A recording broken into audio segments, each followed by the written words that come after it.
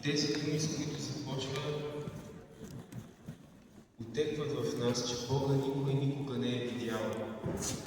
И наистина, кой е видял Бога? Още в Стария Завет този Бог имаше забрана за неговото изобразяване. Само че стиховете продължават така. Единородният син, който е в недрата на Отца, той го обясни. Той го показва на света.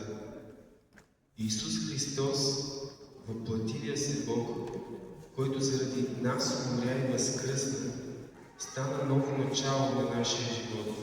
Стана ново начало на човека.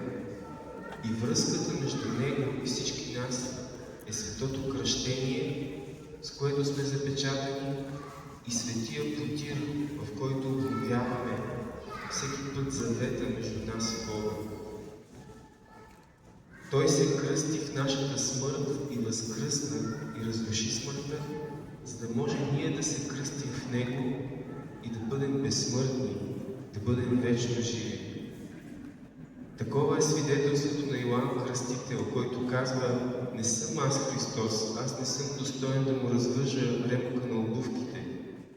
Аз ви кръщавам с вода за покаяние, за умиване на старото, за да се подготвите за приемане на новото, на огъня на Светия Дух, на вечната светлина, която трябва да се засели във вашите сърца, казва св. Йоан Кръстител сякаш.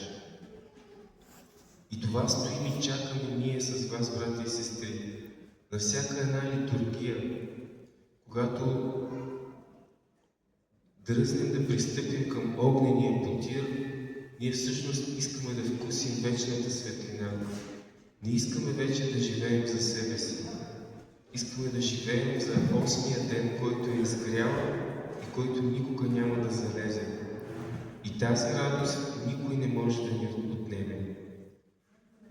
Времето от Възкресение насетне е време за посвещаване в тайните, време за просвещение. Не случайно точно за това от Възкресение започва да се чете най-тайнственото Евангелие, това на св. Йоан Богослов, в който има най-много тайни. И то е наистина богословското Евангелие, което ние винаги можем да учим и никога да не научим. Обаче се опитваме да разберем, опитваме се да проумеем и да придобием още и още от тази радост, която не изтлява и която не свършва. Христос, новата Пасха, премина, даде нов живот, даде ново начало, даде нова светлина, която озари сърцата ни и която вика сърцата да бъдат горе. Христос възкръсна!